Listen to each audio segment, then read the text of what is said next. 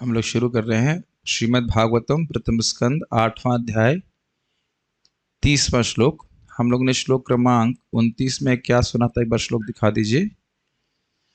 न वेद कश्चिद भगवन् चिकीर्षितं तवेह मानस्य निर्णाम विडम्बनम न यस्य कश्चिद दयितोस्ति करहिचित् द्वेषश्च यस्मिन् विषमामतिर्नृणाम।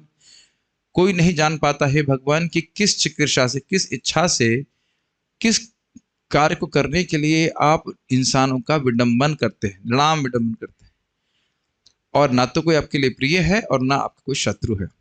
इस संबंध में कि आप विषम है, ऐसी लोगों की मति है, लेकिन वास्तविक रूप से भगवान ऐसे नहीं है।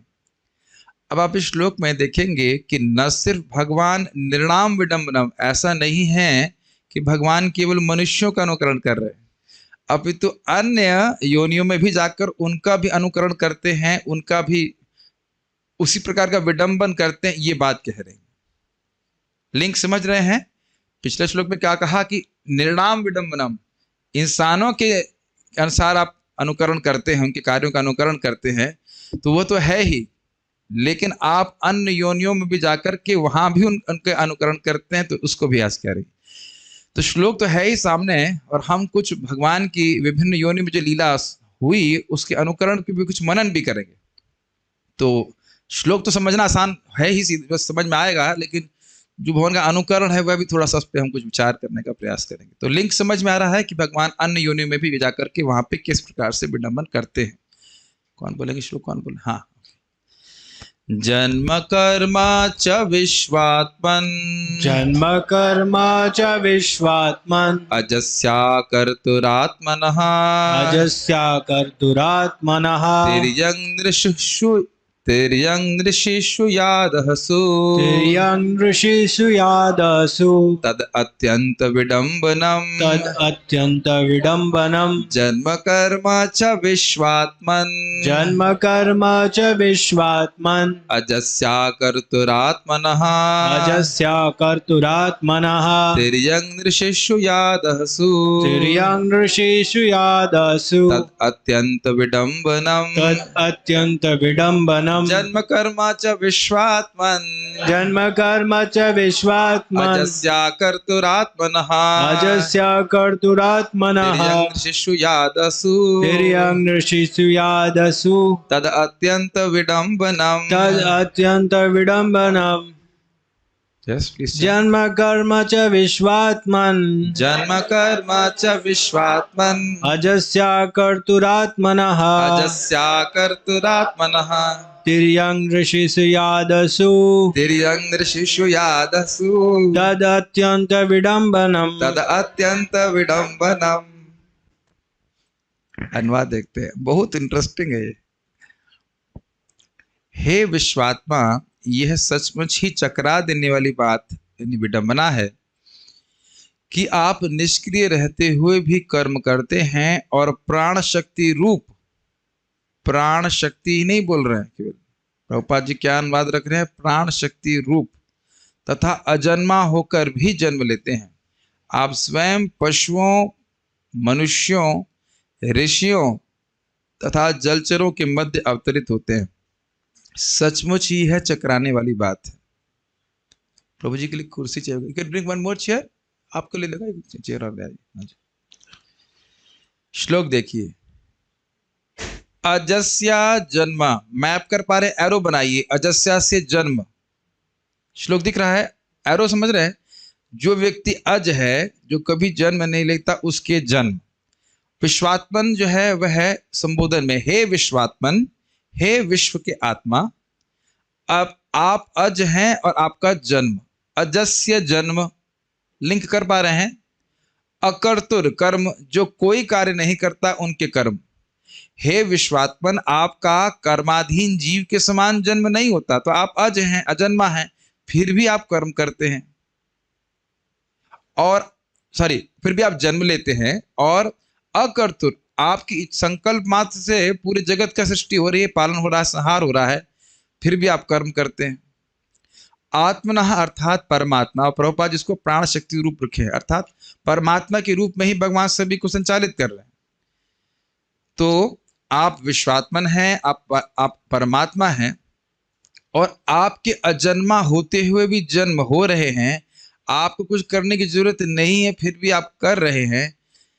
किसमें, कहाँ कहाँ पे? तिर्यंग। तिर्यंग मतलब जो तिरछे, मतलब तिरछा, हाँ समझ गया। तिरछे का आशय है कि पशु योनि में, जैसे कि वराह देव। और नृ प्लस ऋषिशु देख पा रहे हैं, नृ प्लस ऋषि, तो नृ का मतलब हो गया मनुष्य और ऋषि। अब मनुष्य में किस प्रकार की लीला कर रहे हैं? भगवान कृष्ण के रूप में आए, बलराम जी के रूप में आए, वो तो आए ही है, वो तो हो ही गया। और भगवान राम के रूप में आए, बलराम जी पर राम के रूप में भी आए। वामन देव देवताओं के रूप में लोक में आए, देवताओं में आए थे भगवान। तो परशुराम को ऋषि में रखेंगे, ऋषि में है परशुराम जी, ऋषि में है नर नारायण ऋषि इत्यादि। और यादहसु मतलब जल जंतु। जल जंतु में कौन आए? मीन अवतार, कच्छप अवतार। तद अत्यंत विडम्बनम, पहले क्या बोला? निर्णाम विडम्बनम। अब अत्यंत विडम्बनम मतलब ये अत्यंत आश्चर्यजनक है, चकरा देने वाली बात है कि भगवान जानवर की योनि में भी क्यों आते। और विडम्बनम मतलब जैसा, ये ध्यान रखिएगा, विडम्बनम का मतलब अनुकरण, जैसा एक जानवर को करना चाहिए वैसा अनुकरण भी करते हैं।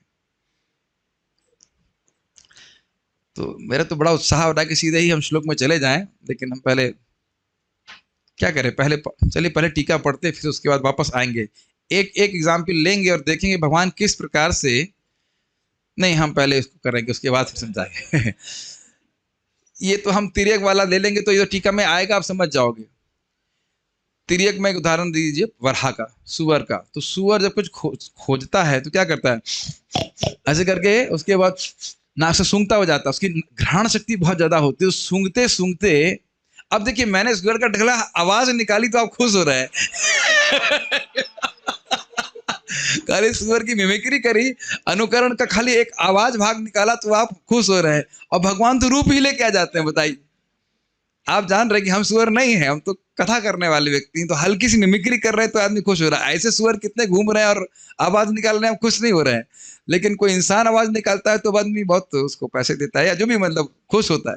तो भगवान जब करते हैं तो बिल्कुल विडंबना कर देंगे, हम तो उसका रूप नहीं धारण कर सकते। क्योंकि भगवान बिल्कुल सुअर की तरह बन गए और सर्वज्ञ है, वो जान रहे हैं कि पृथ्वी कहाँ है, फिर भी ढूंढने का विडंबना कर रहे हैं, कहाँ गई कहाँ गई, सूंघते सूंघते सूंघते कहाँ जा रहे, ऐसे कर। तो ये अत्यंत विडंबन हुआ कि नहीं? एकदम मतलब बिल्कुल सुअर जैसा व्यवहार कर रहे हैं। अच्छा, इंसानों में देख लीजिए, ये तो कथा बड़ी प्रसिद्ध है, इसको कई बार सुने हैं, लेकिन हर बार सुनने में बड़ा अच्छा लगता है। भगवान श्री राम मनुष्य की लीला कर रहे हैं, और जैसे यहाँ पे लोग पत्नी के खो जाने पे दुखी होते हैं, आज भी लोग दुखी होते हैं, ऐसी बात नहीं कि दुखी नहीं होते, वाकई होते हैं, बहुत ज्यादा दुखी होते हैं। तो भगवान भी इसी प्रकार से माता सीता के अपहरण हो जाने पर वह दुखी हैं। और आप जानते हैं, पेड़ों से पूछ रहे, यहाँ पे कोई व्यक्ति होगा तो लोगों से पूछेगा, पेड़ से तो नहीं पूछेगा। पुलिस में नाम लिखा देगा और पत्नी का फोटो बहुत होगा, आजकल व्हाट्सएप भी चालू हो गया, व्हाट्सएप पे भेज देगा, ईमेल पे भेज देगा, वेबसाइट पे डाल देगा, लेकिन पेड़ों से नहीं कोई पूछेगा कि हाँ मेरी पत्नी कहाँ चलेगी, मेरी पत्नी कहाँ चलेगी। तो वहां देख रहे हैं कि भगवान श्री राम जो है इस प्रकार से पछाड़ पछाड़ करके रो रहे हैं कि हे सीते, हे सीते। और अब प्रसिद्ध कथा है कि शिव जी और पार्वती वहीं पास से जा रहे थे, तो शिव जी प्रणाम किए दूर से। तो माता पार्वती नहीं, क्षमा कीजिएगा, सती, उस समय सती थी। तो सती को बड़ा संदेह हुआ कि भाई ये क्षत्रिय के लड़के को क्यों सम्मान कर रहे हैं, क्यों प्रणाम कर रहे हैं। तो उन्हें पूछा भी, आप क्षत्रिय के लड़के को क्यों प्रणाम कर रहे हैं? तो कहते हैं नहीं, क्षत्रिय नहीं है, ये परब्रह्म भगवान है, भगवान श्री राम है। तो कहते हैं अगर ये भगवान है तो अपनी पत्नी के लिए क्यों रो रहे हैं? शिव जी बोले तो आप परीक्षा ले लीजिए। तो गए वहां पे और सीता का रूप लेकर के, बड़ा ही विनोदपूर्ण लीला है। तो सीता का रूप लेकर के आए कि हे स्वामी, मैं यहाँ पे हूँ, आप क्यों किसको ढूंढ रहे हैं? तो भगवान श्री राम तुरंत बोले कि माता, क्या शिव जी कहाँ है? आप अकेले कहाँ घूम रही हैं आप? अब तो एकदम पानी पानी हो गई। और जहां तक हम स्मरण किए हैं, सुने हैं, तक उनको दिखाई पड़ा कि माता सीता और लक्ष्मण जी सब साथ में ही हैं। अब जानते कि माया सीता जो है रावण के पास गई थी, असली सीता नहीं गई थी, लेकिन विडंबना करने में एकदम एक्सपर्ट है। ऐसे लग रहा है कि भाई पत्नी कहाँ चली गई, पत्नी कहाँ चली गई। अब देखिए, जब सती यानी देवी सती भी भ्रमित हो जा रही हैं, तो इंसान भ्रमित हो जाए तो कौन से आश्चर्य की बात। भगवान अपना रूल बहुत अच्छी तरह से करते हैं। और आगे खैर वो उसको हम रिलीज नहीं करेंगे, कल का श्लोक देखिएगा, वहां कुछ और बात आएगी। खैर अभी तो हम नर लीला के बारे में बात कर रहे हैं। फिर आप जानते हैं कि शिव जी सोच लिए कि अब इसने तो माता सीता का रूप रख लिया है, तो इनको तो हम साथ नहीं रख सकते। फिर आप जानते थे आगे देख लिए कि मरेगी भी जाकर के। अब तीसरे स्कंद में आप देखेंगे कि उनकी मृत्यु हो जाती है, फिर दोबारा शरीर पार्वती के रूप में धारण करते हैं। तो ये इंसान की लीला। भगवान कृष्ण बलराम के रूप में तो कर ही रहे हैं, वो नर लीला कर रहे हैं। और कहाँ कर रहे हैं नर लीला? ये दो प्रसिद्ध हैं, बाकी तो याद नहीं आ रहा। ऋषिशु, ऋषियों में वह नर नारायण के रूप में आए। अब भगवान को देखिए व्यक्तिगत रूप से तपस्या करने की कोई जरूरत नहीं है, लेकिन बहुत सुंदर तपस्या करे, और आज भी कर रहे हैं जन के लोगों के कल्याण के लिए। तो इतना भ्रमित हो गए इंद्र, वो ये नहीं समझ पाए कि ये भगवान है। वो सोच रहे हैं कि उस ऋषि है जो इंद्र पद प्राप्त करने के लिए तपस्या कर रहा है। ये बड़ी सुंदर लीला है, यहाँ तक समझता हूँ 11वें स्कंद में है। तो वो आ गए अपना इंद्र वाली, doing his Gandharva things doing his demigod things. वो अप्सराओं को लेकर के आ गए, कहे कि भाई इनको हम पतन कराएं एज यूजुअल। उनको तो लगता है हर व्यक्ति इंद्र ही बनना चाहता है। तो भगवान गुस्सा भी नहीं हुए, खाली ऐसे आंख खोले और मुस्कुराए, और उनके शरीर से अनेक अनेक अप्सराएं बाहर निकलने लगी, जिनके आगे स्वर्ग की अप्सरा कुछ भी नहीं थी। तो देख लिए बाहर से ऐसे विडंबना कर रहे हैं कि हम तपस्या कर रहे हैं, ये है सब कुछ कर भी रहे हैं, ऐसी बात नहीं कि नहीं कर रहे हैं। लग रहा है सामान्य ऋषि हैं, लेकिन वो तो भगवान है। ऋषि में परशुराम जी का तो आप जानते हैं, भगवान का सुंदर अवतार हुआ, जिसमें भगवान ने उसको ब्राह्मण समझ करके कार्तवीर अर्जुन ने उनको क्या कह सकते हैं, उससे झगड़ा किया, लेकिन बाद में भगवान ठंडा करती है। यादसु बड़ा इंटरेस्टिंग है। यादसु मतलब हो गया जल जंतु। आप जानते हैं कि, जानते नहीं तो हम बता रहे हैं कि समुद्र मंथन हो रहा था, क्षीर सागर का समुद्र मंथन हो रहा था। काफी इंटरेस्टिंग है कि मथानी आ गई थी मंदराचल, लेकिन आप जानते हैं कि मथानी को बैलेंस करने के नीचे से कोई सपोर्ट भी चाहिए। तो मंदराचल रखा, वो पूरा अंदर चला गया उसमें। अब कौन निकाले उसको, फिर चिंता उनको। तो फिर भगवान जो है कच्छप रूप लेके आए। देखिए भगवान बहुत कुछ कर सकते हैं, लेकिन उनका शैली करने की बड़ी इंटरेस्टिंग है, बड़ी कौतुक है जिसे कहना चाहिए। तो भगवान नीचे से सपोर्ट कर रहे हैं, अर्थात कछुआ बन करके आए। उसकी पीठ के ऊपर, उस कछुए की पीठ के ऊपर मंदराचल पर्वत को रखा गया। फिर वो मथानी को सपोर्ट कर रहे, फिर मथानी शुरू हुई। अब ये बड़ी रोचक बात है कि किसी की पीठ के ऊपर मंदराचल रख करके घर्षण किया जाएगा तो उसकी क्या हालत होगी। महाराज कई बार बोलते हैं कि यहाँ कोई व्यक्ति अपने को भगवान कहे तो 1 टन का पर्वत ले लो, पर्वत नहीं पहाड़, पत्थर ले लो, कहो चलो भाई अब आपकी पीठ पे हम घर्षण करते हैं।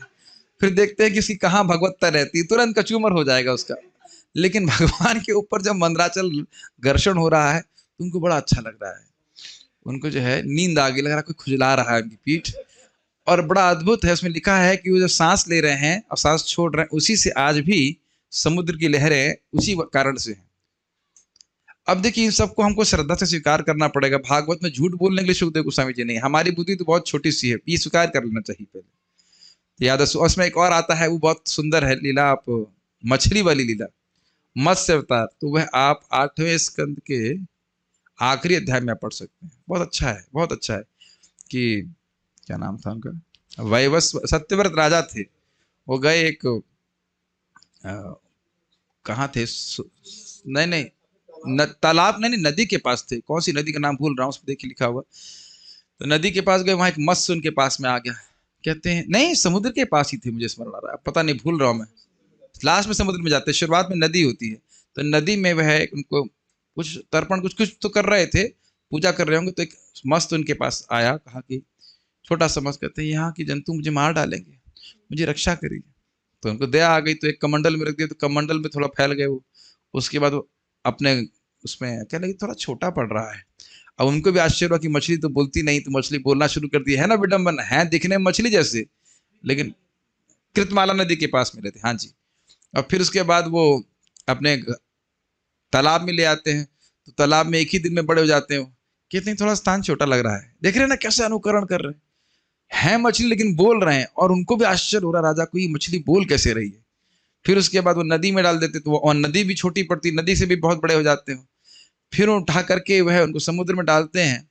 फिर कहते देखिए समुद्र के ये जो जल जंतु हैं मुझे खा जाएंगे, मुझे बचाइए, रक्षा कीजिए। तब भगवान राजा कहते हैं आप कोई सामान्य मत्स्य नहीं हो सकते हैं, आप तो स्वयं भगवान लग रहे हैं मुझे।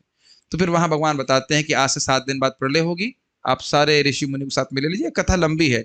तो वहां पे आप इस प्रकार से देखते हैं कि भगवान मत्स्य का लीला कर रहे हैं, और जब प्रलय हो रही होती है, ये मनवंतर यानी चाक्षुष मनवंतर के बाद एक आंशिक प्रलय हुई थी। भगवान ने अपने भक्त सत्यव्रत राजा को एक कौतुक में, एक विनोद में प्रस्तुत करने के लिए एक प्रलय करी थी। ये श्रील श्रीधर स्वामी जी का कहने का विचार है, और आज अन्य आचार्यगण कहते हैं कि हर मनवंतर के बाद भी प्रलय होती है। तो अलग अलग विचार है, लेकिन पॉइंट है कि प्रलय हुई, और उसमें वह एक नाव थी, और उसमें सारे ऋषि मुनि थे, और सभी योनियों के बीज उसमें थे, और ये राजा सत्यव्रत वहां पे थे, और उसको खेते रहे, खेतना समझ रहे, टोते रहे। उस मछली की एक सींग भी था, और वासुकी नाग जो है रस्सी थी, इस प्रकार से। तो भगवान इस प्रकार से लीला करते हैं। और अद्भुत बात यह है कि उस समय सत्यव्रत महाराज आध्यात्मिक जिज्ञासा कर रहे थे उस मछली से। मछली से आपने कभी कुछ पूछा है? तो मछली जो है कुछ नहीं कह सकती, लेकिन मछली यहाँ पे कुछ कह रही थी, तो उनको ब्रह्म ज्ञान हो गया उस मछली से कुछ पूछते हुए। तो आप देख रहे हैं कि इस प्रकार से अत्यंत विडंबन भगवान कर रहे हैं विभिन्न योनियों में आकर। ठीक है, हम पढ़ते हैं टीका।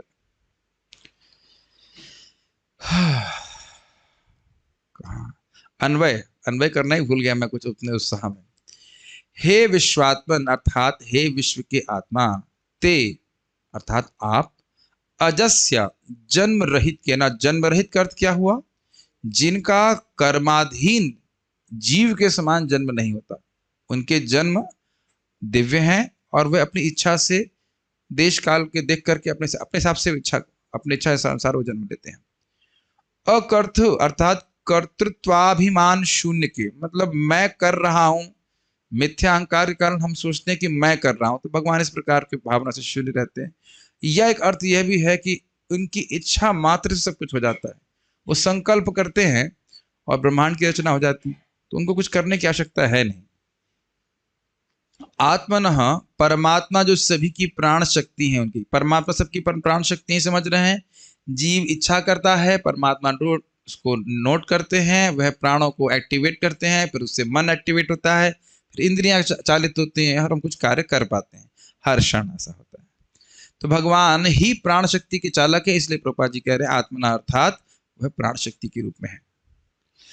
तिर्यंग अर्थात वराह आदि पशु रूप में, नृषिषु अर्थात राम आदि मनुष्य रूप और नर नारायण आदि ऋषि रूप में, नृ प्लस ऋषिषु, यादहसु अर्थात एवं जल जंतु आदि रूप में, मत्स्य कूर्म आदि, यत जो जन्म यानी आपके अवतार और कर्म च और लीलाएं हैं, तत् अत्यंत विडंबनम, वे अत्यंत आश्चर्यजनक है, आश्चर्यजनक है। भगवान मनुष्य रूप में आए हुए तो आश्चर्यजनक है ही, अन्य योनियों में भी आते हैं, ये भी बहुत आश्चर्यजनक है। सारा दर्शन देखिए। आपकी साम्यता अर्थात सबके प्रति समव्यवहार। आप हरि बोल, इनको बुलाइए एक मिनट, क्या नाम है उनका, उनको बोलिए या तो क्लास में बैठे हैं तो वो जाए, नहीं तो अंदर से बंद कर लें। बार बार जाना आना ही बहुत डिस्टर्ब करता है। तो सुनना नहीं था तो आए क्यों क्लास में? अगली बार आए तो उनको बोलिए बाहर रहेंगे। Just disturbs, you know. अगर क्लास में उनको बहुत इंपॉर्टेंट कॉल्स आ रहे हैं, he can just not attend the class, don't disturb me. कभी क्लास देखिए आपको बहुत कुछ सोचना पड़ता है, is it not? Either Prabhu you don't attend the class or you don't attend the phone. One thing you have to do. It just disturbs my focus. मैं किसी को डांटना नहीं चाहता हूँ, लेकिन आप आना जाना मत कीजिए, भी कोई व्यापार का स्थान नहीं। क्या बात कर रहे थे हम? साम में नहीं है, भगवान साम में, ठीक है। अच्छा, साम है भगवान के प्रति। अब एक कल व्यक्ति ने प्रश्न किया कि भाई भगवान आप कह रहे हो कि किसी को ब्रह्म पद प्रदान करते हैं, किसी को पूतना को अपनी माँ बना लिया, किसी को सारी दे रहे हैं, तो सम कहाँ है? तो देखिए उस उधर की मानसिकता भी तो देखेंगे। ये अभी भी क्लियर नहीं हो रहा है कि सम का अर्थ क्या है। सम का अर्थ है कि जो जैसी इच्छा लेके आता है उसको देते हैं। इस प्रकार से अगर आप कहें कि मुझे लड्डू चाहिए और मैं मान लीजिए कल वृक्ष हूं और मैं आपको लड्डू ना दूं, तब तो मैं उदासीन हो गया ना। सम कहाँ रहा? अगर आप कह रहे हैं कि लड्डू दो, मैं लड्डू दे रहा हूं, और ये कहें मुझे गन्ने का जूस दीजिए, तो मैं आपको गन्ने का जूस दे रहा हूं, तब तो मेरी समता हुई कि नहीं? ये कुछ समझ में आ रहा है? ऐसे समझिए। बहुत अच्छा तरह से महाराज जी समझाए थे। यहाँ तो आज वो व्यक्ति नहीं, हमारे पहले ब्रह्मचारी हुआ करते थे, परशुराम, बड़े हट्टे कट्टे थे। तो उन्होंने महाराज इतना सुंदर तरीके से समझा, ध्यान से सुनिए, ये बात थोड़ी क्लियर नहीं हुई थी। और कोई पतला व्यक्ति यहाँ पे है कि नहीं? हाँ, कार्तिक है, ठीक है। तो कार्तिक बहुत पतले हैं और परशुराम बहुत मोटा था। तो अगर कहे कि सभी ब्रह्मचारियों को 100 रुपए बराबर से बांटो, तो 100 रुपए बांटेंगे बराबर से, तो ठीक है, कोई दिक्कत नहीं है। लेकिन आप कहें कि कपड़ा भी बराबर से बांटो, तो अब कहो कि कार्तिक को जितना कपड़ा लगता है वही परशुराम को दें या परशुराम को जितना लगता है वो कार्तिक को दें, तो ये तो समता नहीं होगी ना। या खाना बांटें, तो मान लो कि हमारे मोहित प्रभु को 4 रोटी चाहिए और मुझे 2 रोटी चाहिए, तो कहो नहीं, सबको बराबर से बांटिए, आप सबको बराबर से 8 रोटी दीजिए, तो क्या ये समता कहलाएगी? यह तो एक अजीब सी बात कहलाएगी। क्या समता हुई? समता का अर्थ है जिसकी जो आवश्यकता है वो दिया जाना चाहिए। तो इसलिए पूतना ने आकर के भगवान की माँ की तरह सेवा, तो एक तरह से सेवा करी ना, तो भगवान ने उसका वो देखा कि हाँ, ये दूध पिलाने के लिए आई है, तो माँ बना दिया। तो भगवान जिसको मारते भी हैं उसे गति प्रदान करते हैं, but you have to understand कि उसकी मनस्थिति पे भी निर्भर करता है कि उसको ब्रह्म पद प्राप्त होगा, इत्यादि इत्यादि। ये बात बोल रहा था कि कल अच्छा प्रश्न की, तो उसको हम सामने रख रहे हैं। तो सम है भगवान। और विषमता, विषमता मतलब अर्जुन के सारथी और दुर्योधन के शत्रु के रूप में कार्य कर रहे हैं। तो ये लोग समझ नहीं पाते। कर्तृत्व एवं अकर्तृत्व, भगवान करता है और अकर्तव्य मतलब कुछ नहीं करते, वो तो कोई अपने संकल्प मात्र सब कुछ कर लेते हैं।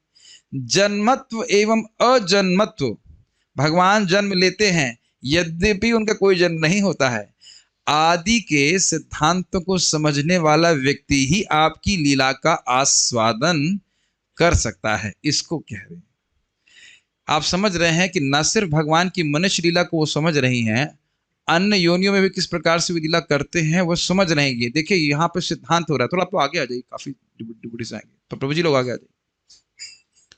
कि वो कह रही हैं कि तिर्यक नृषेषु यादहसु, इनमें किसका जन्म हो रहा है? विश्वात्मन अकर्तु अजन्मस्य आत्मना। श्लोक दिखाइए वापस से। योनियों का क्या नाम रखा जा रहा है? पशु योनि, इंसान की योनि, ऋषि और मत्स्य। तो इसमें क्या इन समान जीवों को जन्म नहीं प्राप्त होता है? मेरा प्रश्न समझ रहे हैं? समान जीव ही इन योनियों को प्राप्त होते हैं, लेकिन भगवान के विशेषणों को देख रहे हैं कि नहीं देख रहे हैं आप? अजस्य अकर्तुर, माता जी कुर्सी चाहिए। अजस्य अकर्तुर आत्मनः और विश्वात्मन। तो ये दिखा रहा है ना कि समझ रही हैं कि आप भगवान होते हुए भी उन योनियों में प्रकट हो रहे हैं, यानी आपका प्रकट होना कुछ अलग है। नहीं समझ में आ रहा है? भाई इतने सुवर घूम रहे हैं, इतने ऋषि मुनि इत्यादि हैं, क्या उनकी लीलाओं को कोई चर्चा कर रहा है? तो यानी कि भगवान भगवत बुद्धि होकर के आपको लीला चर्चा करनी होगी, तब आस्वादन कर पाएंगे। इसको भक्ति बृहत भागवत महाराज, भक्ति रसामृत महाराज जी, परम पूज्य भक्ति रसामृत महाराज जी बहुत सुंदर तरह से कहते हैं, इंग्लिश में कहते हैं, unless you understand the tattva, the leela will be misunderstood and misapplied. बहुत अच्छे तरह से कहते हैं कि यदि आप भगवान के तत्व को ठीक से नहीं समझते हैं, तो भगवान की लीला न तो ठीक से समझ में आएगी और हम उसको अनुकरण भी करने लग सकते हैं। अरे देखो, भगवान राम ने शिव जी की पूजा करी, तो हम भी शिव जी की पूजा कर सकते हैं, हम भी देवताओं की पूजा कर सकते हैं। तो हमने कहेंगे भाई उन्होंने तो सुदामा की भी पूजा भी करी, तो क्या सुदामा भगवान हो गए? उन्होंने तो नारद जी की पूजा भी करी, तो क्या नारद को भगवान मानते हैं?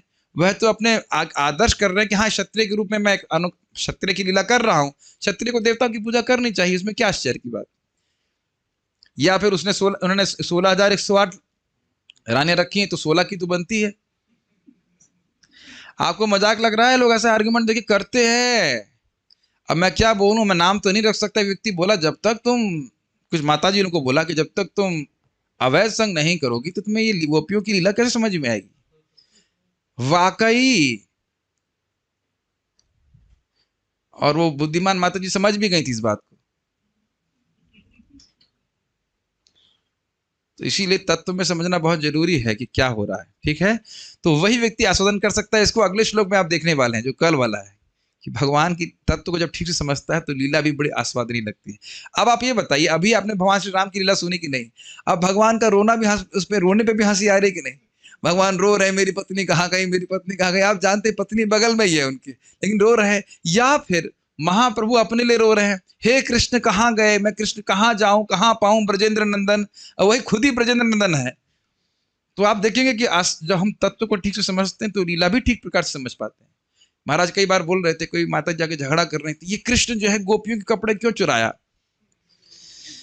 तो उनको बोला ठीक है चलो कपड़े चुराए, और द्रौपदी का कपड़ा दिया वो नहीं देखते हैं, नहीं नहीं हम वो नहीं मानते। तो ये क्यों मानते हो? ये कैसे मालूम चला कि गोपियों के कपड़े चुराए? तो भागवत में लिखा है, तो इधर नहीं दिख रहा है कि असत सभा से बचाया। तो भगवान को भगवत बुद्धि समझ करके भगवान की को समझना होगा, ठीक है।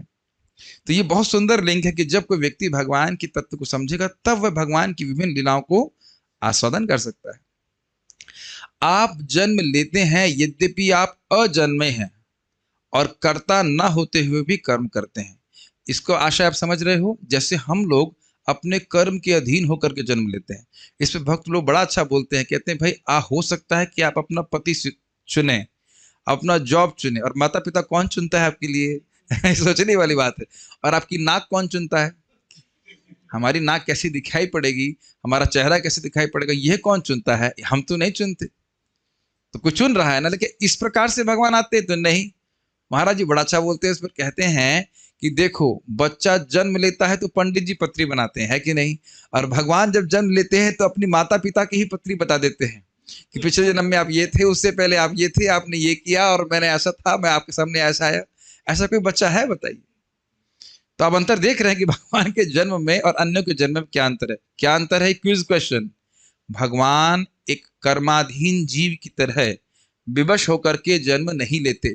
बहुत सुंदर महाराज इस पे कहते हैं कि मान लीजिए भारत के प्रधानमंत्री किसी माता पिता से, किसी से बड़े प्रसन्न हो जाए, बहुत प्रसन्न हो जाए, तो बोल सकते हैं कि अगले जन्म में आपका पुत्र बनूंगा मैं।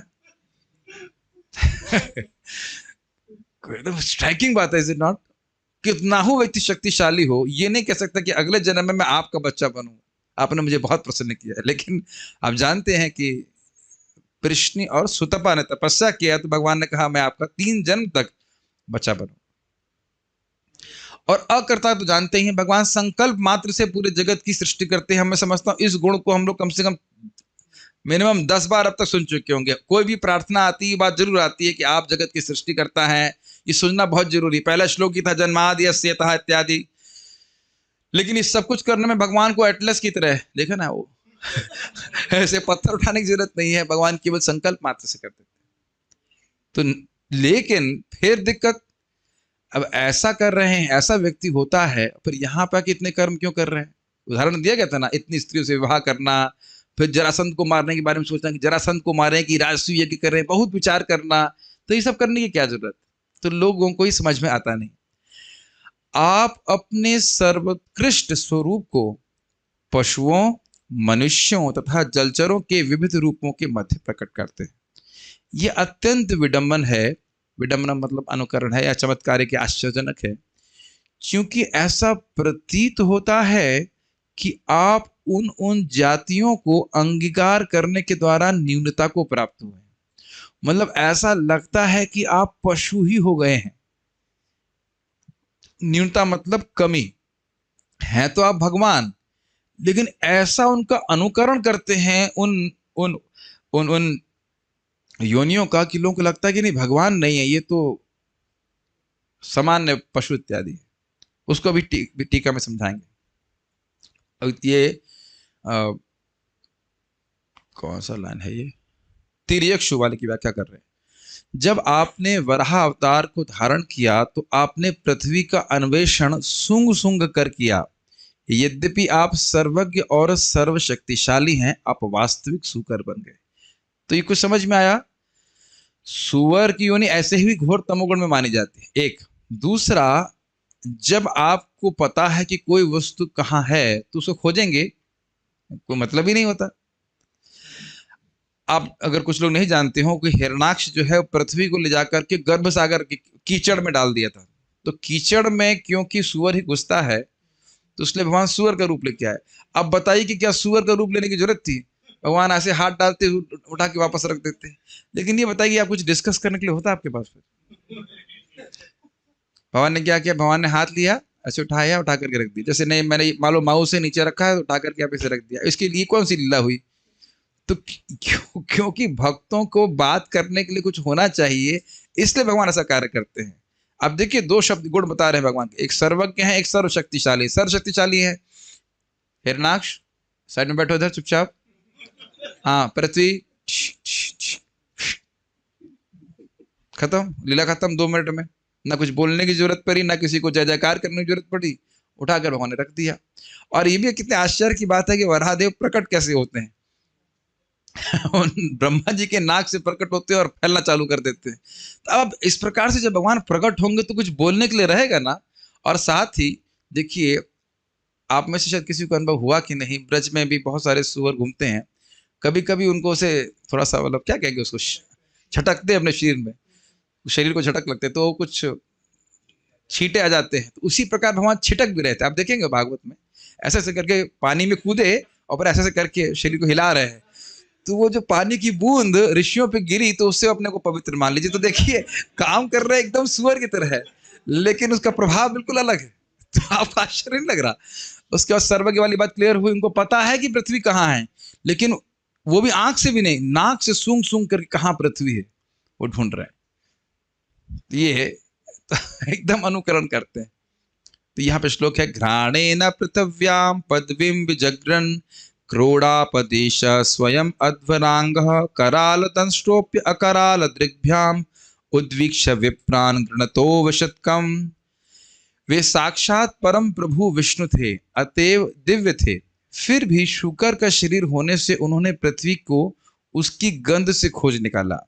उनकी दाढ़ें अत्यंत भयावनी थी, दांत मतलब। उन्होंने स्तुति करने में व्यस्त भक्त ब्राह्मणों पर अपनी दृष्टि दौड़ाई, इस तरह वह जल में प्रविष्ट हुए। श्रीमद् भागवत 3:13-28। तो यहाँ पे क्या बता रहे हैं कि सुअर की तरह सूंघने का कार्य कर रहा है, यद्यपि वह सब कुछ जानने वाले हैं। जो व्यक्ति सब कुछ जान रहा है, अगर वो कुछ ढूंढ रहा है तो उसकी सर्वज्ञता में हानि हुई कि नहीं? आपको ध्यान से सुनना होगा कि हम क्या कह रहे हैं। ऐसा वस्तु प्रस्तुत करते जैसे उनके गुणों में न्यूनता आ जाए। तो जो व्यक्ति सब जान रहा है, तो आप पूछेगा ना व्यक्ति, जब सब जान रहा है तो फिर वह ढूंढ क्यों रहा है? तो ऐसा प्रस्तुत कर रहे हैं कि इनको नहीं पता है, ये कहने का। ऐसे अगर आपने 10th कैंटो पढ़ा हो, तो एक राक्षस था, असुर था, उसका नाम था सल्व। और सल्व ने अटैक कर दिया था द्वारका के ऊपर। ये कथा पता है, बड़ी इंटरेस्टिंग है। ये आपने शायद बहुत कम लोगों ने सुना होगा, लेकिन उसमें लीला में हुआ क्या था देखिए। बहुत विडंबन कर रहे हैं भगवान। सल्व ने क्या किया, सल्व हारने लग गया यादवों की सेना से। तो उसने क्या किया कि वसुदेव और देवकी की प्रतिरूप लेके आ गया और भगवान कृष्ण के सामने उनका गला काट दिया। अब भगवान कृष्ण शोक करने लग गए। तो इसके ऊपर भी लोगों की बहुत आश्चर्य हुआ कि अरे, वो तो सर्वज्ञ हैं, वो कैसे इस प्रकार से भ्रमित हो सकते हैं? तो ये भगवान इस प्रकार का लीला कर रहे हैं। वो सर्वज्ञ हैं, लेकिन फिर भी ऐसी लीला करते हैं। कुछ समय के लिए शोकाकुल हो जाते हैं, फिर उनको समझ में आ जाता है अरे ये तो ऐसे ही बोल रहा था, फिर उसको मार देते हैं। या आप जानते हैं, अघासुर के में उनके जो मित्र थे वो प्रवेश कर गए। तो एक क्षण के लिए भगवान सोचने लग जाए कि अब मैं क्या करूं। जो व्यक्ति सर्वज्ञ है उसको इस प्रकार से सोचने की क्या आवश्यकता है? तो कुछ अपने में न्यूनता प्रस्तुत कर रहे हैं कि नहीं, कि मैं तो नहीं जान रहा हूं। या जब ब्रह्मा जी ने उनके बच्चों को, सॉरी, उनके मित्रों को चुरा लिया, या फिर सबसे पहले तो उनके बछड़ों को चुराया, तो वहां बच्चे की तरह ढूंढ रहे हैं, मेरे बछड़े कहाँ गए, मेरे बछड़े कहाँ गए। फिर इधर उनके मित्रों को चुरा लिया था, मेरे मित्र कहाँ गए, मेरे मित्र कहाँ गए। फिर वो सोच रहे अच्छा अच्छा ब्रह्मा जी ने चुराया, ठीक है। फिर अपने को विस्तारित करना शुरू कर दिया। तो इस प्रकार से इतनी न्यूनता प्रस्तुत करते हैं कि ब्रह्मा जी भी भ्रमित हो जाते हैं। ठीक है, दूसरा उदाहरण। इस कारण से हिरण्याक्ष ने आपका उपहास भी किया था। यथा ददर्श तत्राभिजितं धराधरं प्रोनीयमानावनिमग्नदनष्टया मुष्णन्तमक्षणा स्वरचोर्णुश्रिया जहास चाहु वनगोचरो मृगः। जहास, हंसा वो जोर से, वन गोचरो मृगः। वहां उसने सर्वशक्तिमान श्री भगवान को उनके वराह रूप में अपनी दाढ़ों के अग्रभाग पर पृथ्वी को ऊपर की ओर धारण किए तथा अपनी लाल लाल आंखों से उसके समस्त तेज को हरते हुए देखा। इस पर वह असुर हंस पड़ा और बोला, ओह, कैसा उभयचर पशु है। उभयचर समझ रहे हैं, जो पृथ्वी में भी चल जाए और जल में भी चल सके, सुअर दोनों जगह जा सकते हैं। तो वहां पे हिरण्याक्ष को यही लगा कि ये तो कोई पशु है। इस प्रकार से भागवत तो समझ रहे हैं, वहां भी भगवान ने अपनी ऐसी विडंबना करी कि उनकी न्यूनता ही प्रस्तुत हो रही थी। वो नहीं दिख रहे थे कि भगवान है, एटलीस्ट हिरण्याक्ष को नहीं दिखाई पड़ रहे।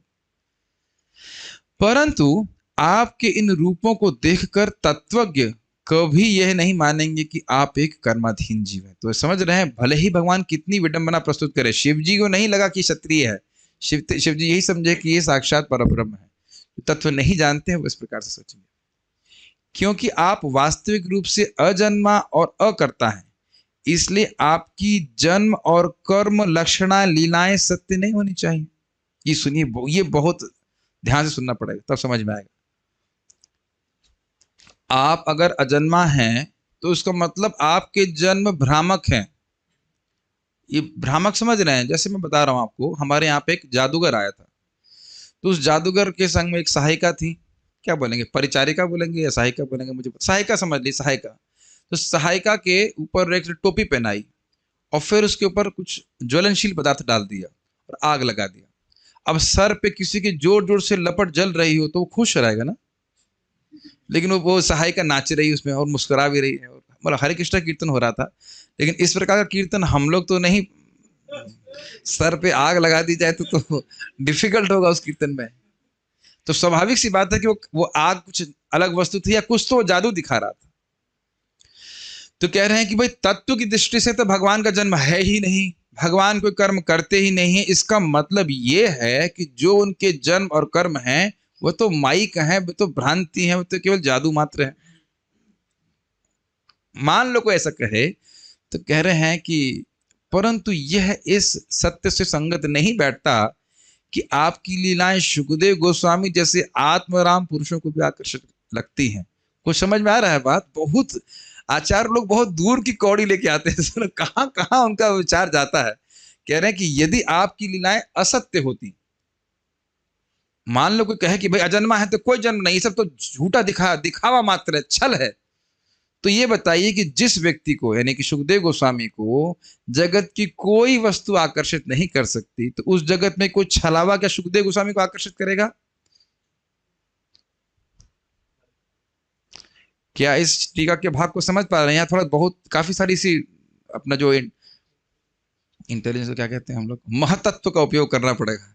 महतत्व से बुद्धि तत्व कहलाता है, तो जितना महतत्व है उसको आपको दिमाग लगाना पड़ेगा। ये समझ में आ रहा है? ये क्विज में पूछा जाएगा अभी। भगवान की लीलाएं जब वो जन्म नहीं लेते हैं तो जन्म लेते हुए प्रतीत होते हैं, इसका मतलब खाली प्रतीत हो रहा है, कुछ प्रतीति हो रही, हो नहीं रहा है कुछ।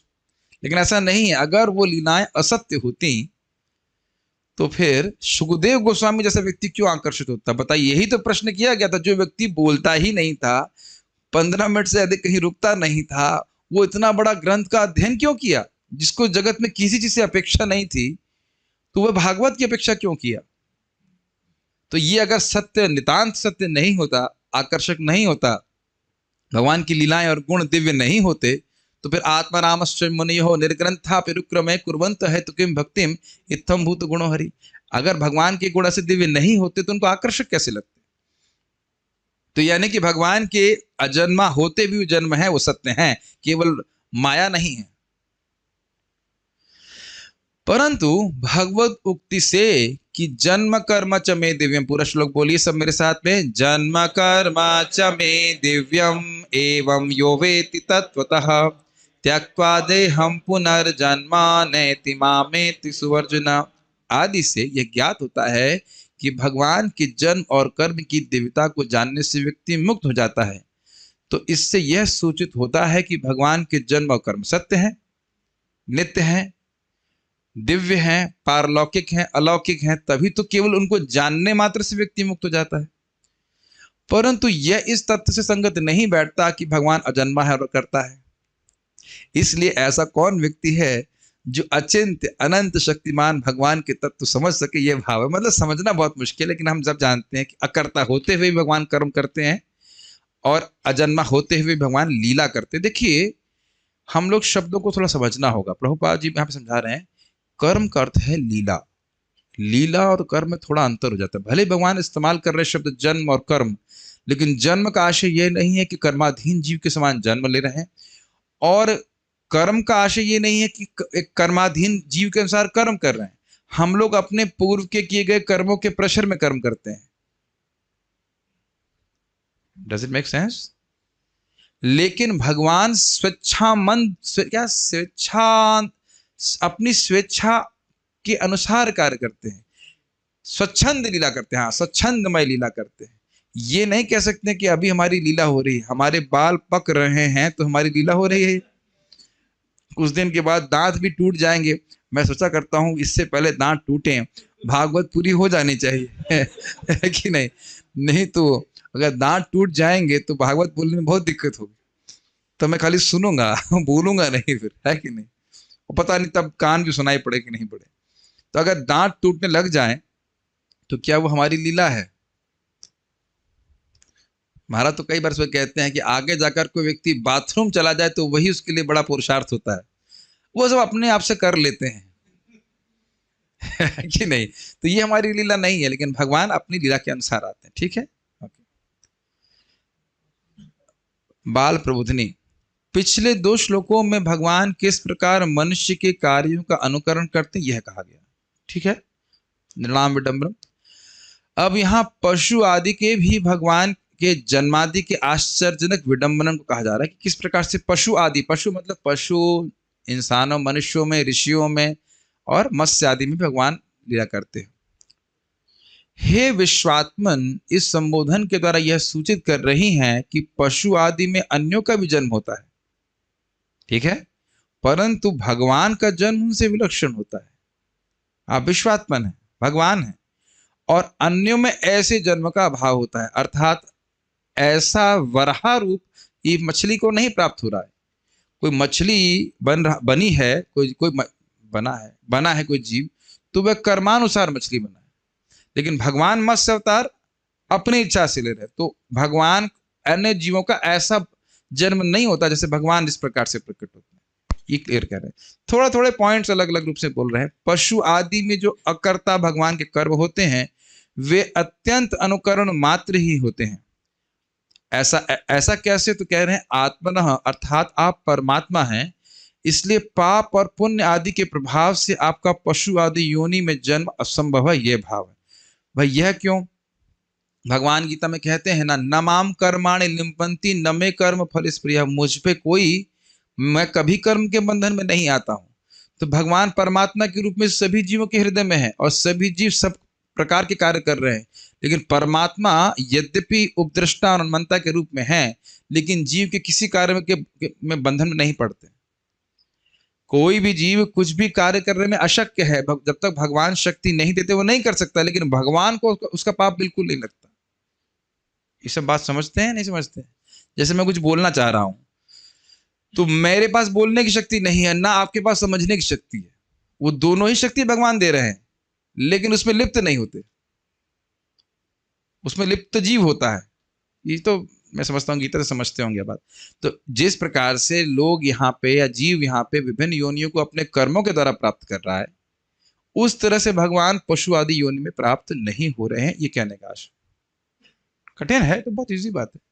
वो अपनी इच्छा से उन योनियों में जा रहे हैं। इसको आपने प्रथम स्कंद 2 अध्याय के आखिरी में सुना था। भावयति वाला श्लोक है, दिखाइए। भावयति येन सत्वेन लोकान वै लोक भावन देव तिर्यंग नदादिषु करके श्लोक। ठीक है? आप लोग बड़े जल्दी आ गए, अभी तो क्लास समाप्त हुई, प्रसाद में बांटने का समय नहीं हुआ। तात्पर्य है। ठीक है, आ जाइए, कुछ तो समझ में आएगा। थोड़ा और आगे जाइए, वक्त आए हैं तो बैठ सकते हैं। वैसे इसी प्रकार से रुचि होती है। यादृच्छिक की कथा मतलब प्लानिंग नहीं है, अगर किसी तरह आ गए तो 5-10 मिनट सुने, फिर आदमी योजना बना के अगली बार आता है।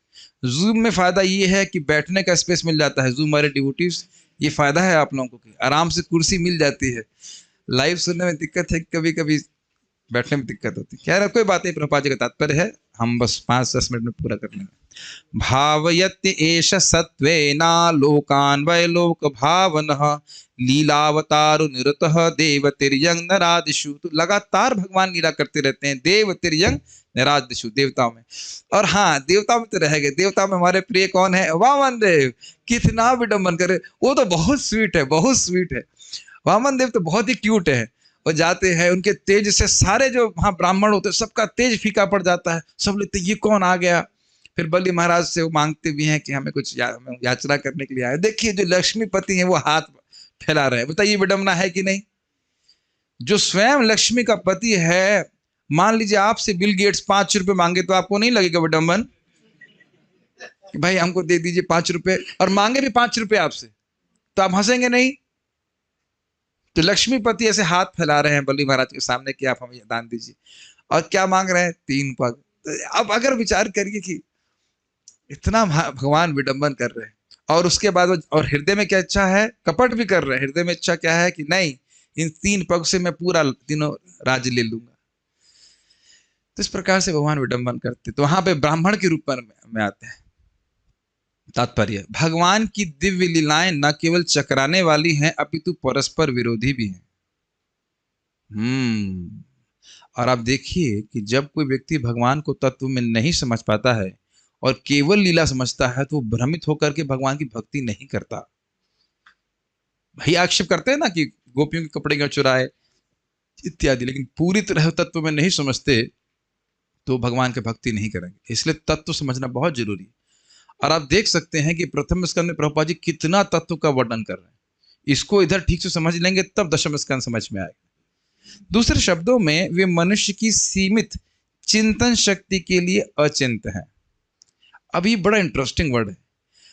इंसान की शक्ति बहुत छोटी है तो भगवान समझ में नहीं आते, लेकिन शास्त्र के द्वारा समझ में आते हैं। जब तक, ये बहुत इंपॉर्टेंट बात जीव गोस्वामी जी कहते हैं इसको, कि जब तक आप भगवान में अचिंत शक्तियों को स्वीकार नहीं करते तब तक हम भगवान को नहीं समझ सकते।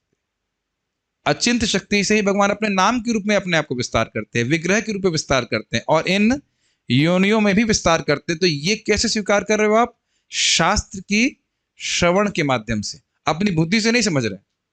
इसलिए प्रभुपाद इस बात को कह रहे हैं, क्योंकि अभी हमने इस प्रवचन में ऐसी ऐसी बातें बोली हैं बहुत सारी, जो पहली बार को सुनेगा तो कहेगा क्या बोल रहे हैं, कुछ समझ में आ रहा है कि वो क्या बोल रहे हैं? हाँ, हमको बिल्कुल समझ में आ रहा है कि हम क्या बोल रहे हैं। एक एक बात सत्य है, वो हमारी बस मतलब सामान्य बुद्धि से परे है। एक बार हम लोग से बता रहे थे, अच्छा तो नए लोगों को नहीं बताना चाहिए कि एक ही नाम से अनंत जन्म के पाप कट जाते हैं, जहां मुक्त हो गया तो व्यक्ति बाद में बोले ये न्याय है? पूरा जीवन पाप किया और एक नाम बोल के न्याय कह रहा है। तो मैंने बोला कि भगवान केवल न्याय ही करते हैं, कृपा कुछ नहीं करते। कृपा का फैक्टर नहीं देख रहे हैं आप कि भगवान कृपा भी करते हैं। और इसको भी आचार लॉजिक से समझा देते हैं कि भाई देखो, कोई अगर किसी रूम में अनंत काल से अंधकार हो और कोई व्यक्ति आकर एक स्विच जला दे, तो अंधकार कह सकता है कि यहां मैं 5 करोड़ साल से हूं, मैं नहीं रह सकता?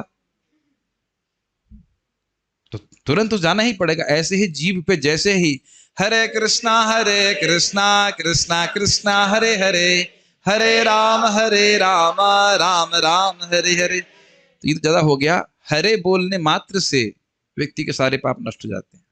और ये विश्वास मानिए कि भक्तों को भी विश्वास नहीं होता।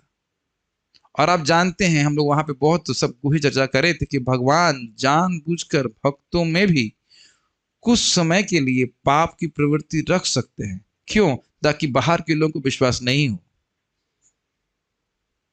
आप सोचिए ना, अगर मेरे चतुर्भुज रूप में मैं भागवत बोल रहा होता तो मुझे लगता है कि कुछ लोग और सुनने आए होते हैं ना। भगवान ऐसा नहीं करते हैं।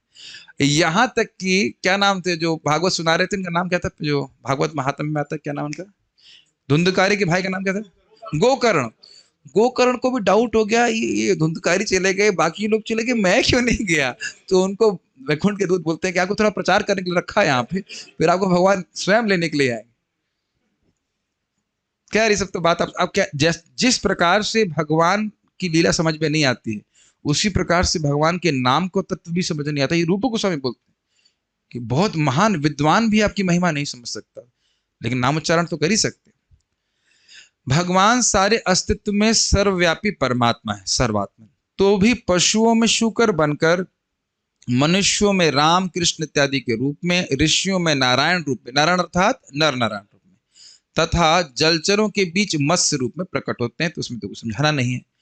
इतने पर भी उन्हें अजन्मा कहा जाता है और उन्हें कुछ भी नहीं कर रहा होता। अब प्रपंच की व्याख्या कर रहे हैं।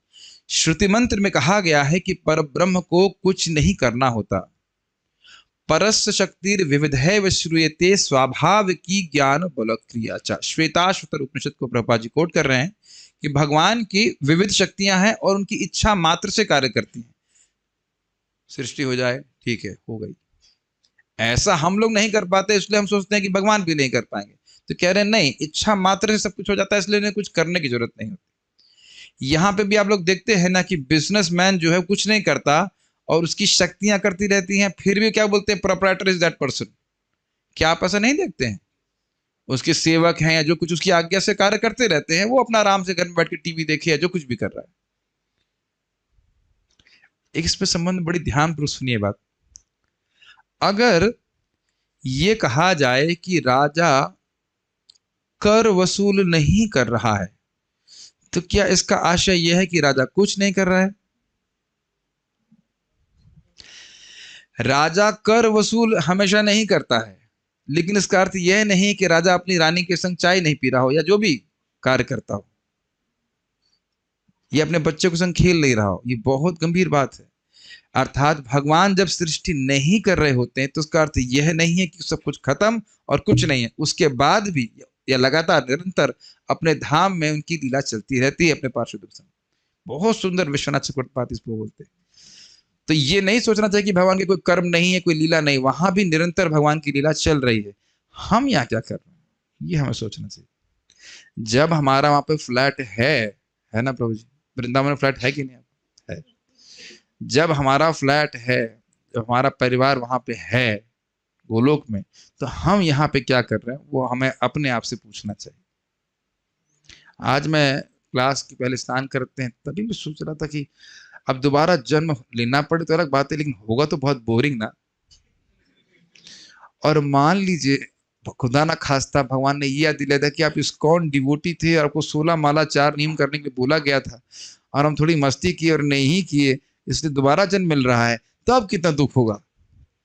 अरे पिछली बार ही चला जाता तो अच्छा था, पेपर से पहले तैयारी नहीं करी।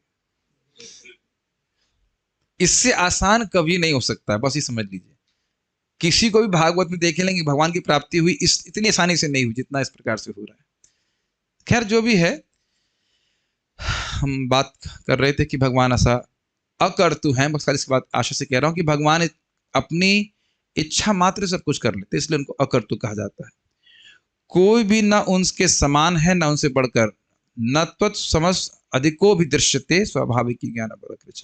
उनकी शक्तियां विविध हैं और उनका हर काम स्वतः ज्ञान शक्ति तथा कर्म द्वारा संपन्न होता है। मतलब उनका ज्ञान स्वतः सिद्ध है।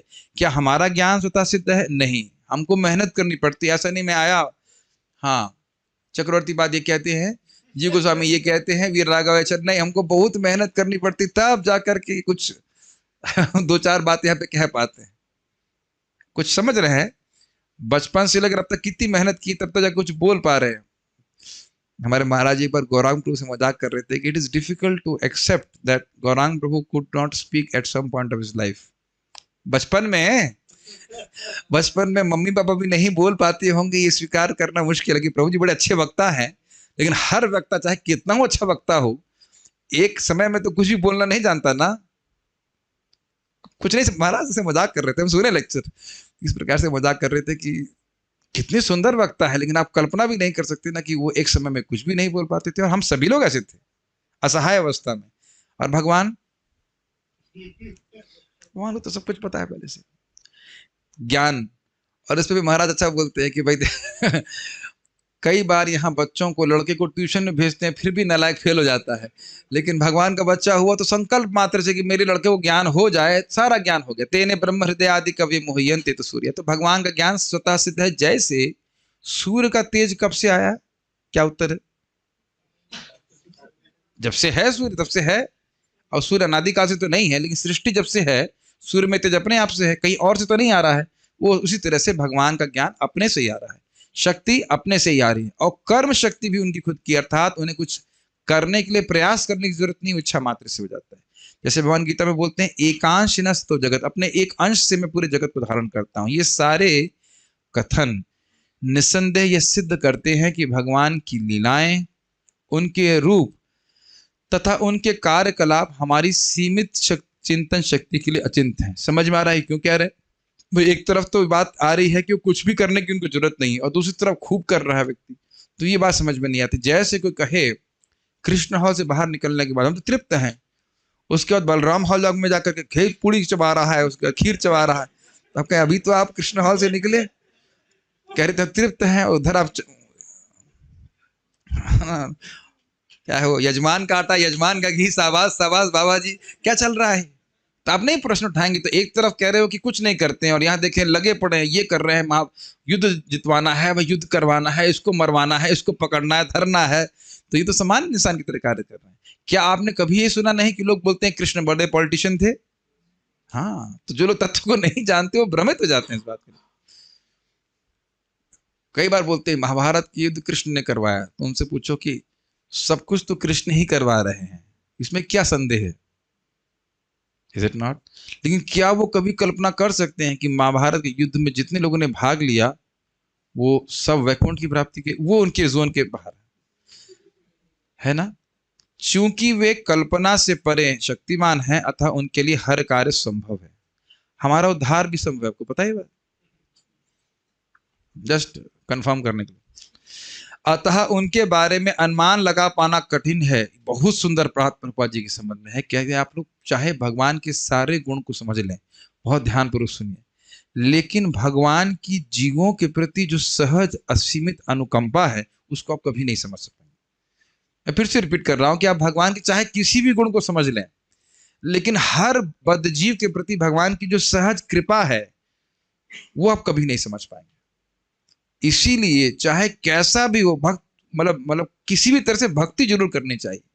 नामोच्चारण करे, कथा में बैठे, प्रसाद खाए। कभी कभी ना लोग हतोत्साहित हो जाते हैं। हम तो, एक माता जी बोली मुझे शादी की इच्छा है, तो हमने कहा ये तो सामान्यता हर स्त्री में होती है, कोई आप विशेष थोड़ी ना हो। मैंने मैं बहुत कामी हूं, मैं ये हूं। तुमने कहा ये तो नहीं इच्छा होती तो आश्चर्य होता। शादी की इच्छा होना तो एक माता जी के लिए स्वाभाविक सी बात, अपने को कोसने की जरूरत नहीं है। शादी की इच्छा तो करदम मुनि में भी थी, तो क्या भगवान दर्शन नहीं दिए उनको?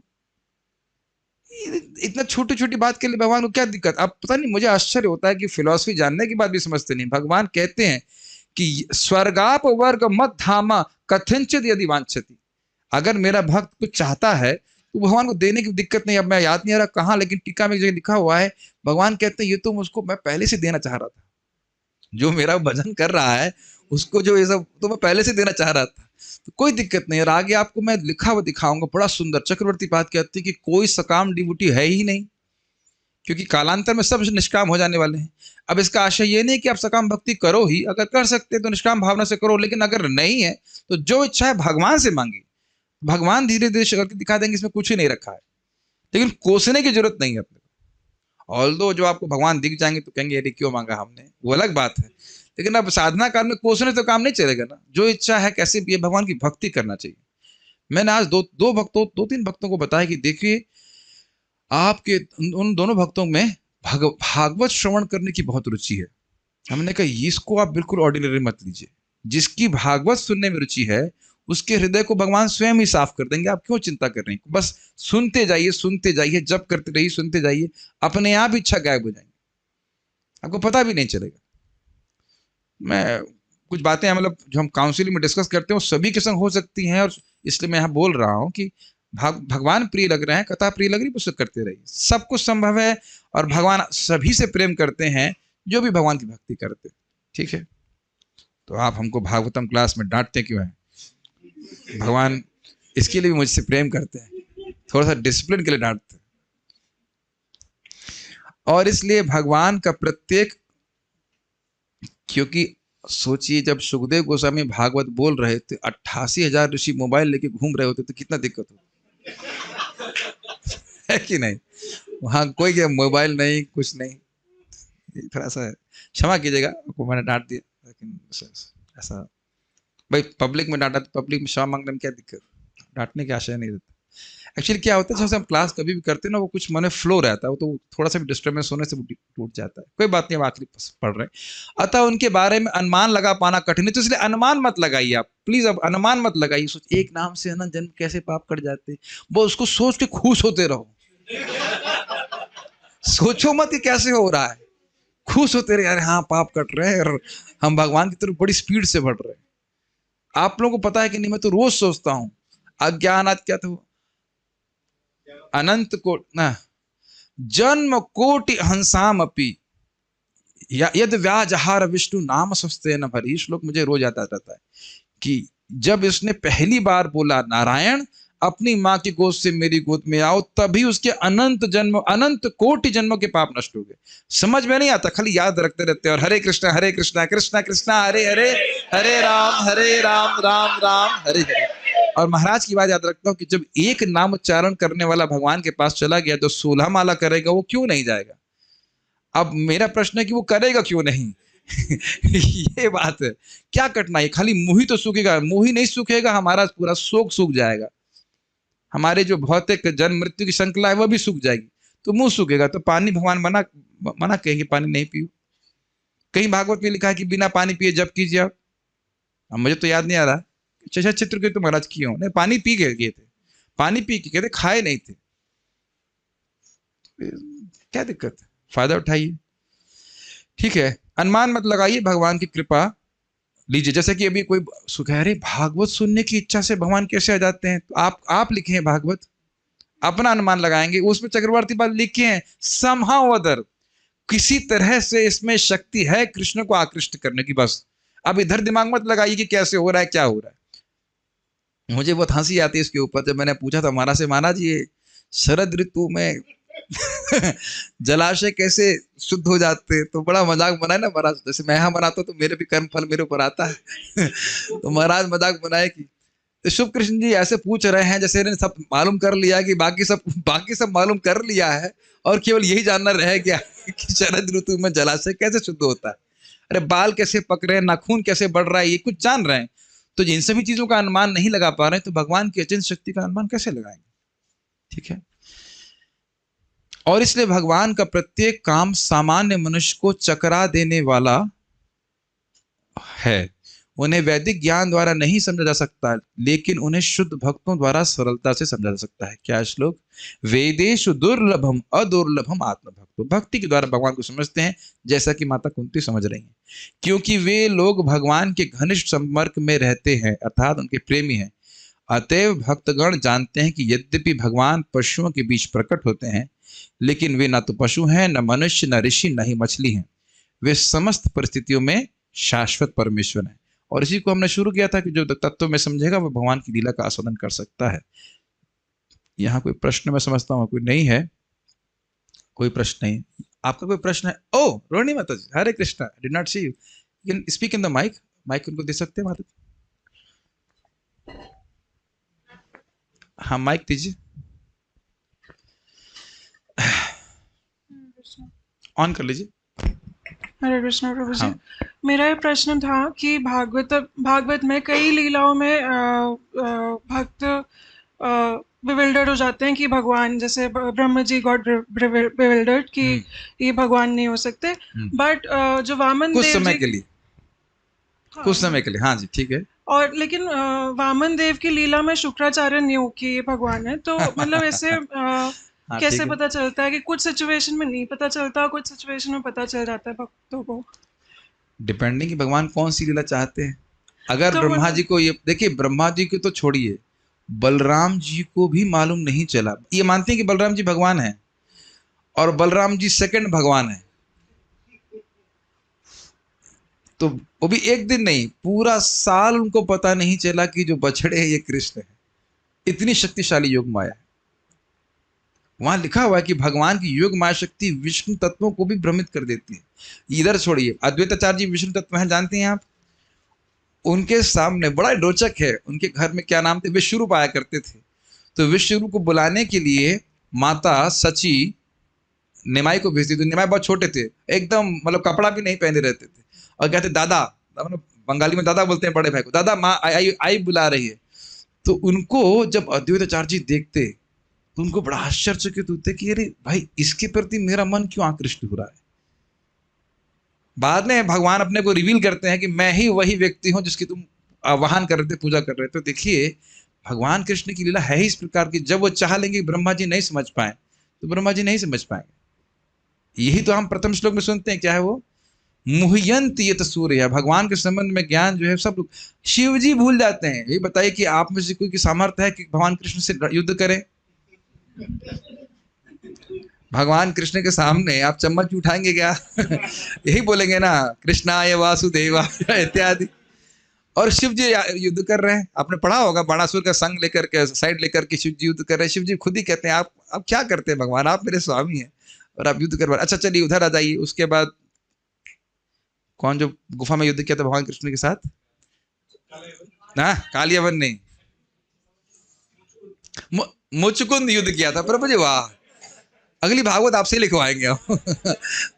नई स्क्रिप्ट। जामवान। अब जामवान भगवान श्री राम के एकदम समर्पित भक्त हैं, वही भगवान राम श्री कृष्ण के रूप में आए हैं। लेकिन बहुत सुंदर लिखा है, जब तक भगवान कृष्ण उनके युद्ध के द्वारा प्रसन्न नहीं हुए, उनको समझ में नहीं आया कि भगवान है। आप पढ़िएगा, वो युद्ध करिए, युद्ध करके कृष्ण प्रसन्न हुए, तब भगवान को अरे ये तो मेरे भगवान है, मुझसे कौन युद्ध कर सकता है। तो जब तक भगवान प्रकट नहीं करेंगे व्यक्ति समझ नहीं सकता। ये कहने का आशय। अरे इंद्र के पास चले जाइए, इंद्र के, amazing is it not, Indra की माँ अदिति के कुंडल, और एक और वस्तु थी ना, भूल रहा हूं, लेकिन नरकासुर को मार करके भगवान स्वयं माता अदिति के कुंडल लेकर स्वर्ग गए सत्यभामा के साथ। और बस भगवान ने एक परिजात का पेड़ उखाड़ लिया तो उसमें पूरा इंद्र देवताओं के संग झगड़ा करने बैठ गया। देवताओं के संग झगड़ा कर रहे हैं भगवान कृष्ण के संग, कृष्ण हरा भी दिए उनको। तो आप देख सकते हैं कि भगवान की माया शक्ति बहुत प्रबल है, वो मोहित कर देती है। लेकिन ये सब भगवान की लीला के अनुसार होता है, जो लीला कराना चाहते हैं। अरे ये छोड़िए, अब कहाँ बात कर रहे थे। हाँ, भगवान कृष्ण अपनी ही लीला में इतने विभोर हो जाते हैं कि भक्तों को याद दिलाना पड़ता है। आप पढ़ेंगे अक्रूर मनोरथ के जस्ट पहले नारद जी आते हैं, केशी के मारने के पहले या बाद में, सुबह नारद जी आते हैं, फिर केशी मारा जाता है दोपहर में, जहां तक मुझे स्मरण आ रहा है। वो याद दिलाते हैं, भगवान आप याद कीजिए कि आप क्यों आए थे, असुरों को मारने के लिए, भार कम करने के लिए। तो उधर भी थोड़ा कुछ देखिए। तो भगवान अपनी लीला में इतने विभोर रहते हैं कि बाहर कुछ पता नहीं चलता। तो भगवान की लीला शक्ति बड़ी शक्तिशाली है, उसके अनुसार जो भी होना होता है होता है। बाद में ब्रह्मा जी को मालूम भी चल गया। ठीक है, और कोई कुछ प्रश्न? हाँ प्रभु जी। अच्छा, आपकी फैमिली खाली प्रश्न पूछने के लिए आई? गुड गुड, माइक दे दीजिए तो। हाँ बोलिए, मैं फिर रिपीट कर दूंगा। भगवान की लीला चलते हैं। हाँ, तो कभी तुम्हें भी हमें कंफ्यूजन लगता है कि कहीं कुछ तत्व कैसे डिस्क्राइब किया, कहीं कैसे किया, तो वो उसको कैसे आचार्यों के हम लोग भगवान की लीला पढ़ते हैं तो उसमें कोई विरोधाभास नहीं लगता है। वो तो है, उसमें कोई है, वो विरोधाभास है। अच्छा वो तो समझते हैं हाँ, कि विरोधाभास है, भगवान पूरे विरोधाभास के है। आप कह रहे हो कि आचार्य अलग अलग तरह से बताते हैं तो तत्व में अंतर लगता है, लेकिन कहाँ लगा आपको उदाहरण? ने एक जगह कहा कि अगर किसी की एक रसगुल्ला खाने की इच्छा रहेगी तो वो भगवान भारत धाम नहीं जाएगा। दूसरी जगह कहा कि यमुनाचार्य जी खुद कहते हैं कि मेरी सेक्स की इच्छा होती है लेकिन मैं थूक देता हूँ, आती है तो इच्छा। यमुनाचार्य जी, हाँ। तो जैसे इच्छा है तो एक जगह नहीं, एक पहली बात, आप जो उदाहरण दे रहे हो भगवान का नहीं है। मैं ये नहीं कह रहा हूँ, तत्व की बात कर रहा हूँ। हाँ, तो आप कह रहे हैं कि अगर मान लीजिए रसगुल्ला खाने की इच्छा है, दोबारा जन्म लेना पड़ेगा, ये प्रभुपाद जी ने कहा। ठीक है। और दूसरी तरफ कह रहे हैं कि यमुनाचार्य जी कहते हैं कि हृदय में भोग की इच्छा आती है। एक्चुअली ध्यान दीजिए, भोग की इच्छा नहीं, खाली भोग का स्मरण आता है। इच्छा मतलब भोगने की इच्छा, खाली उनको स्मरण आता है पहले के संस्कार का, स्त्री संगादि का, तो वो थूकते हैं उसके ऊपर। तो उसमें क्या दिक्कत क्या है? एग्जाम्पल दे, तत्व में कई जगह मतलब नहीं, आपने इसमें विरोधाभास क्या देख रहे हैं? भाई कोई विरोध नहीं है, यमुनाचार्य जी को उत्कृष्ट सुख मिल रहा है तो निकृष्ट सुख को हे मान रहे हैं, तो क्या दिक्कत है? और अगर किसी की भोगने की इच्छा है तो दोबारा आना पड़ेगा, इसमें क्या विरोध? पहले इसमें विरोध क्या देख रहे हैं तो बताइए। इच्छा नहीं आ गई, जैसे वो खाने की इच्छा नहीं है लेकिन आ गई इच्छा है, मतलब ऐसे, मतलब उसकी वजह से। देखिए बहुत सीधी सीधी बात है कि जिसका भगवान में आसक्ति है, भगवान का स्मरण करेगा तो भगवान के पास चला जाएगा। और रसगुल्ले का स्मरण करेगा तो गोलोक में जाकर रसगुल्ला भी खा सकता है। ये भी तो चाह सकती गोलक में जाके रसगुल्ला खाऊं, तब भगवान कहेंगे स्वर्ग में खाओ। देखिए मैं जिन लोगों की कथा सुनता हूँ, परम पूज्य राधा गोविंद महाराज जी है, प्रभुपाद जी के, अपने गुरु महाराज की, उसमें निरुत्साह होने का कोई स्कोप नहीं है। तो मुझे कुछ सुनाई नहीं दे रहा है। जब इस तरह की बातें लोग बोलते हैं ना, तो मुझे कुछ सुनाई नहीं पड़ता है। निरुत्साहित होने का कोई स्कोप नहीं है। और अगर हम ऐसी क्लास सुन भी लें तो क्या रसगुल्ला खाने की इच्छा चली जाएगी? अगली बार रसगुल्ला आएगा तो आप कहेंगे नहीं खाऊंगा, नहीं तो गोलोक नहीं जा पाऊंगा। अब उधर सुन लीजिए, प्रभुपाद जी एक जगह बैठे, तो प्रसिद्ध वृंदावन की बात है, प्रभुपाद ऐसे राजभोग रसगुल्ला लिए, कहे ये मायावादी लोग सूखते रहेंगे फालतू में, और ऐसे खाए हम लोग रसगुल्ला खा के भगवान के पास चले जाएंगे। तो भागवत का सुनना चाहिए कि भगवान से स्वयं बोल रहे हैं उद्धव जी कि भगवान आपका प्रसाद खाकर ही भक्त माया से मुक्त हो जाए। ये तो प्रसिद्ध बात है, उद्धव जी बोल रहे हैं ना। आपका वस्त्र तो खैर हम नहीं पहनते, आपकी माला, आपको अर्पित भोग प्रसाद, यानी कि जो नहीं खाएगा तो वह दुख भोगेगा। भगवान की बात भूल गए। 3:13 यज्ञ शिष्टाशिनो संतो मुच्यन्ते सर्व किल विषय भुंजते त्वघम पापा ये पचन्ते आत्म कारणात्। जिसके पापा नहीं जो व्यक्ति भगवान को भोग अर्पित करके ग्रहण करता है वह सारे पापों से मुक्त हो जाता है, और जो व्यक्ति नहीं करता वो निश्चित पाप खाता है। तो बताइए इसमें क्या विरोधाभास है? मैं तो कोई विरोधाभास लगता है। जिसको विरोधाभास ही ढूंढना होगा वो ढूंढता रहे। ठीक है, प्रभुपाद जी कभी बोले कि खराब खिलाओ प्रसाद? कभी कहीं लिख दिया होगा? हाँ, ये बात है कि एक जगह उपदेशामृत में लिखते हैं कि हम अब एक जगह प्रभुपाद लिख रहे हैं उसमें उपदेशामृत में कि व्यक्ति अगर बहुत सुंदर सुंदर खाना बना कर खुद ही खाना चाहता है तो वो ठीक नहीं है। लेकिन मान लो इच्छा है तो आप क्या करेंगे बताइए? तो दबा तो नहीं सकते ना आप, धीरे धीरे करके चाहे। अच्छा, और क्या प्रश्न है आपका? ये प्रश्न है आपका तो ऐसे होता है, चलिए ऐसे पढ़ लेते हैं। अगर वैदिक ज्ञान वे नहीं समझ जा सकता तो ऐसा क्यों बोलते हैं कि भगवान की सम्मित शक्ति से हम भगवान के बारे में जानते हैं? क्या सम्मित शक्ति से ज्ञान मिलता है जो वैदिक ज्ञान से अलग है? अच्छा प्रश्न है, चलिए अच्छा प्रश्न किया। देखिए, भगवान को व्यक्ति वही समझ सकता है जिसमें, हमने सुना था सम्मित शक्ति का मतलब जिसके द्वारा भगवान स्वयं को जानते हैं और दूसरे को जन्माते हैं। तो किस पे वह शक्तिपात करेंगे? जो भक्ति कर रहा है। और वैदिक स्टडी का मतलब है शुष्क वैदिक। वेदों में प्रायः तीनों गुणों के बारे में चर्चा है, तो उसी की चर्चा को पढ़ता रहेगा। तो भक्ति नहीं करेगा तो भगवान की सम्मित शक्ति का संपर्क उसको नहीं प्राप्त होगा। तो जो व्यक्ति भक्ति करता है, नाम नामकारी बहुधा कितनी शक्ति, निज सर्वशक्ति, संवित लादनी सब संधिनी सब उसमें पड़ी हुई है, कृपा शक्ति सब भरी हुई है। तो क्या करना है? हरे कृष्णा कृष्णा कृष्णा हरे हरे, हरे राम राम राम हरे हरे। भगवान का नाम उच्चारण करिए, भगवान की शक्तियों के संपर्क में आए, भगवान को समझ लेंगे। और कोई क्विज? सारे उत्तर सही दे रहा हूँ, गलत तो नहीं बोल रहा कुछ? काश ऐसा हो, आप लगातार बोलते रहे, नहीं मेरा गला बैठ जाएगा, और हम सुनते रहे, और आपके बीच में पति आ गए तब प्रभुपाद बिना भोग लगाए रसगुल्ले की बात कर रहे हैं शायद। नहीं, मीमांसा करने की जरूरत नहीं, छोड़िए। अभी हमको मौका दीजिए, हम भी तो कोई प्रश्न करेंगे भाई। आप सभी आप ही लोग प्रश्न करते रहेंगे। So let me do some